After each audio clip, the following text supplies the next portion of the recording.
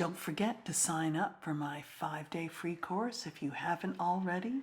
The link is below in the comment section below the video. And this course is a great way to jumpstart your intuitive art practice by breaking through self-doubt, overthinking, and creative blocks. It's a great way to find your true voice, so sign up today. Hello and welcome to Michelle Holden Art Beyond Mixed Media. Last week was a part 2 of the part 1 series, creating cohesive collage papers. And the reason being is that it makes your life so much easier, especially if you're exploring your intuitive art journal. I've been showing these bands of colors a lot. Last week, I discussed how I use them and experimented with the Gelli paper and the medical paper. So if you haven't checked that last couple of videos, I'll leave the link up here.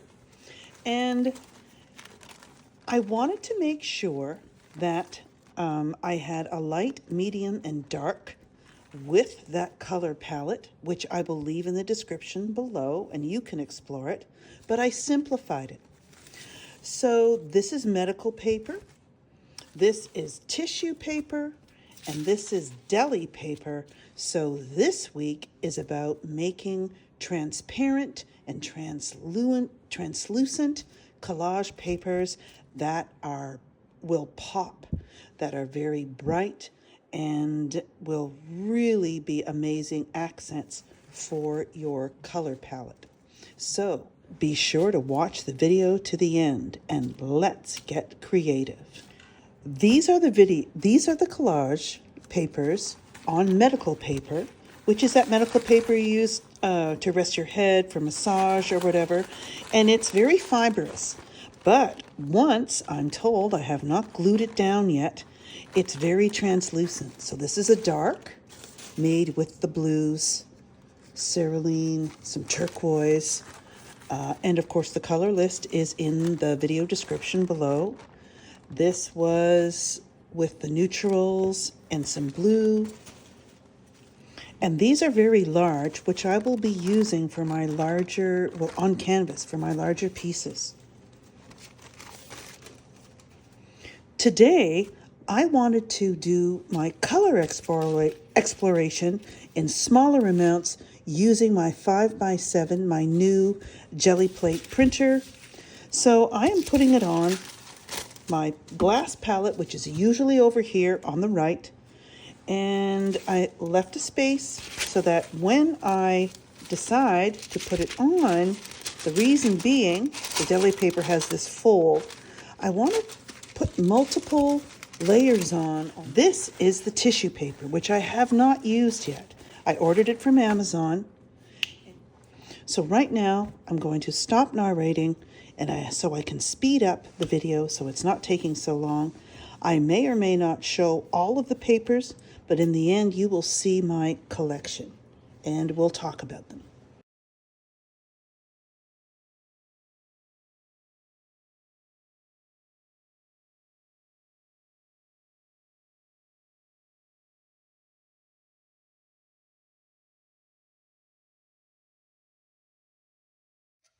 So swirling it, doesn't matter the direction, and I'm thinking I'll get a much smoother pull using my larger brayer, but I only want to do a half a sheet at a time so I can get lots of variety. I can get the first print and then the ghost print on the same paper. This is the Gelli paper. My goal is to make a lot of transparent, or find out which colors are transparent. Beautiful. And you can test it by putting your hand underneath, so that'll be translucent. And let's do ghost print.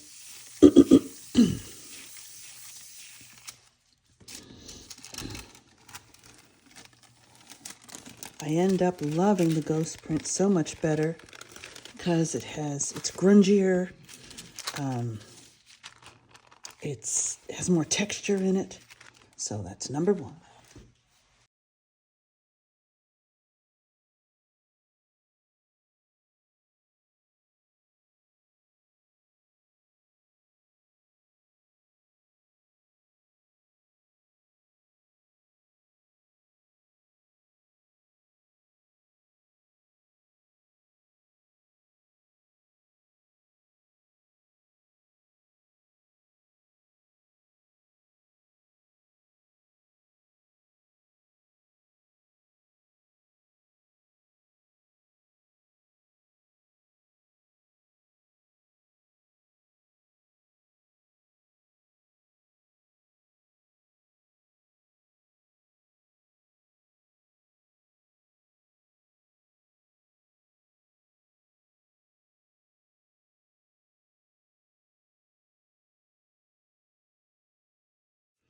The tissue paper you can crinkle and get a texture, which I haven't done yet, but I think it just happens naturally. So there's the tissue. Now we'll switch colors. So I have a feeling this is very transparent or translucent. And those are the colors I chose. Oh, I love it. Especially with the orange. So when I choose to do experiment in my intuitive art journal, I will make sure that the magenta is part of the palette if I'm using that color. So let's do one.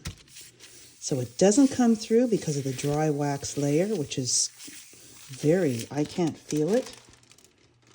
Oh, wow. That is beautiful.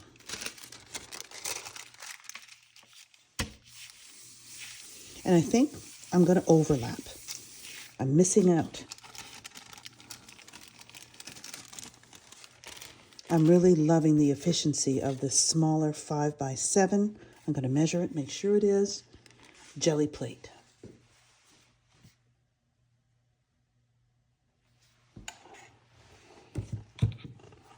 So I'm going to use what's left on the roller, on the brayer, I mean. Let's see how transparent I can make these. Because it's all about the layering and seeing what's underneath. At least that's what my thinking is right now. So this is the tissue.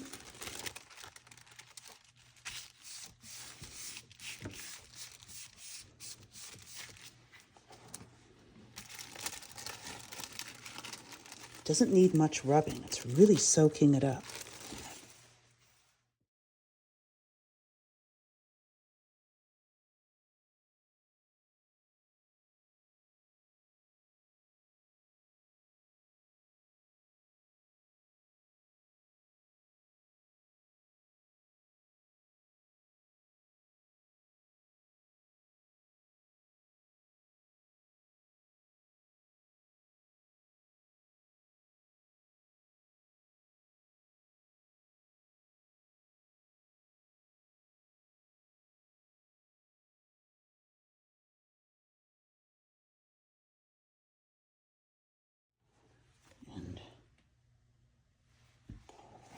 I'm really liking the fluid Liquitex for this.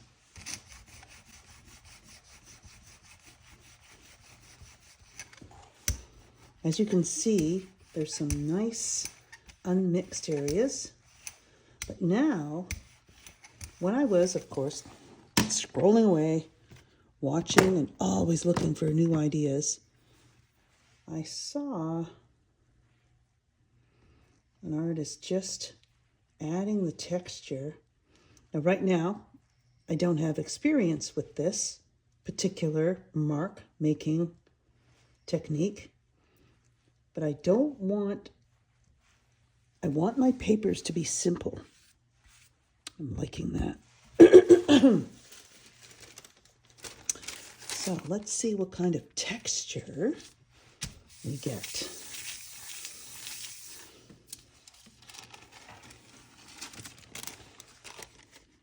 Interesting.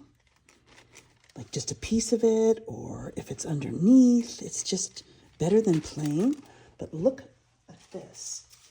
So let that dry, but we're going to come in with the orange, which will end up, being, I'm going to use a clean brayer for this one. That didn't take long to dry on the plate because it's so thin.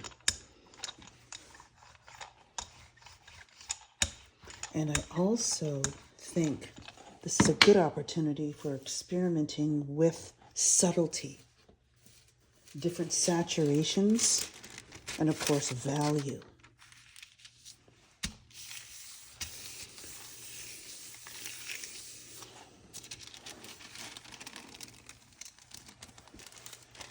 Liking this even better than the original. So these three even together, these pieces, which are a perfect size for your art journaling. And then if you really like them, I would move to my 8x10 plate and go larger, which is very versatile for both art journaling and larger pieces on different substrates like wood panel, canvas, watercolor paper. Just getting larger just to see if those ideas hold together and if I can be consistent, if I can keep going with those.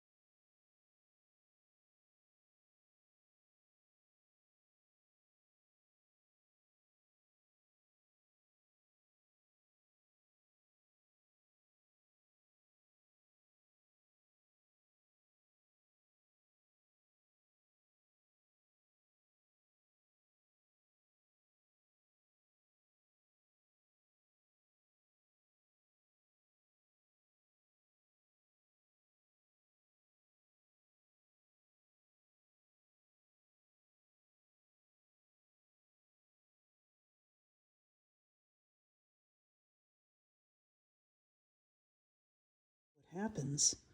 This is the phthalo cyan. It's very powerful.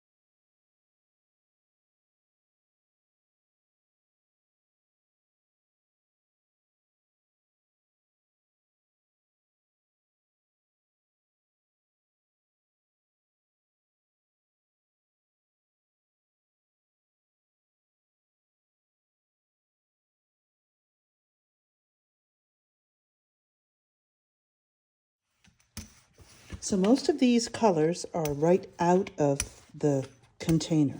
with just a little bit of mixing with another color.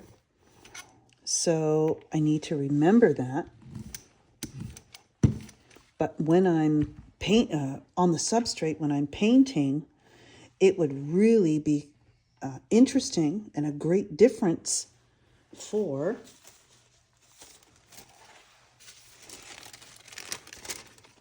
that collage piece to be in amongst something with less saturation or lighter, or darker, covered up. Okay, so this is the tissue and this is the Gelli. Nice, I'm liking the texture. Let's try some ultramarine, which is very red, a very violet, cool blue.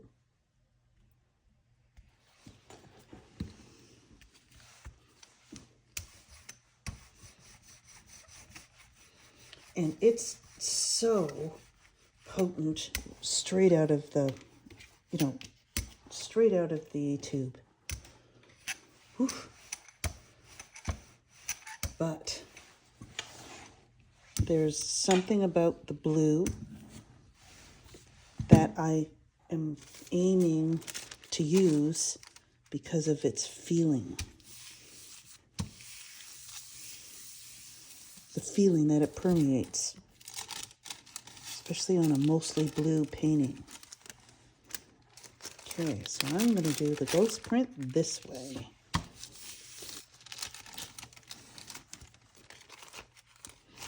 Okay, wow.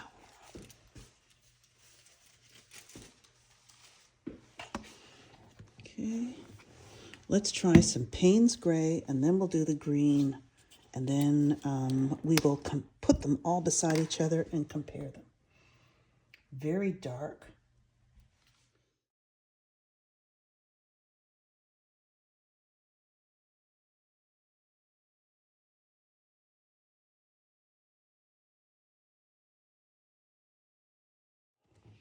I know this one, it isn't a high grade pigment, but this is very opaque. But if I apply it very thinly, maybe that's the last blue we'll experiment with. Okay.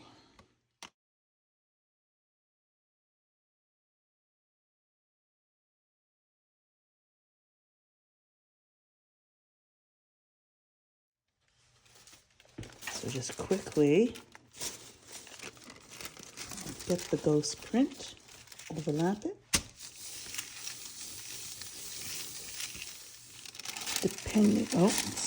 Depending on the humidity level.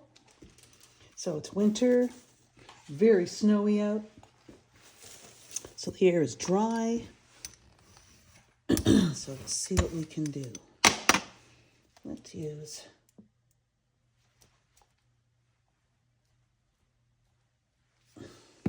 that was the cerulean or cerulean.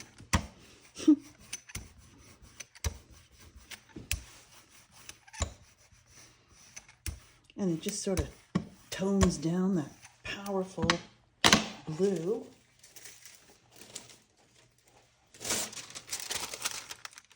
I think the reason why I love using the Gelli, having it right here, it's just, you just pull them out, ready to go. Oh, yes.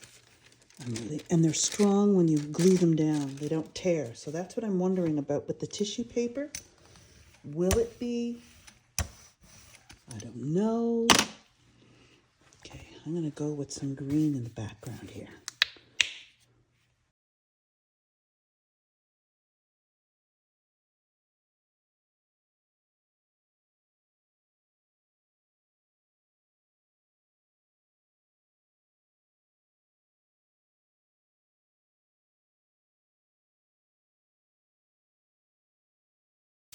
And so when you're doing this, it's a great way just to explore color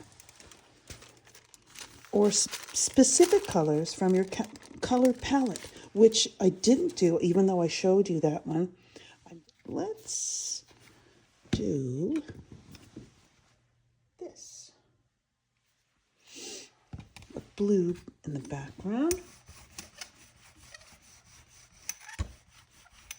Because my intention is, as I've said through many videos, mostly blue, or this feeling that the blue creates.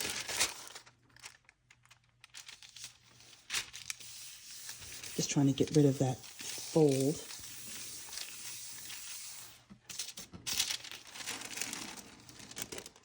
Oh, that's beautiful. Compared to yellow.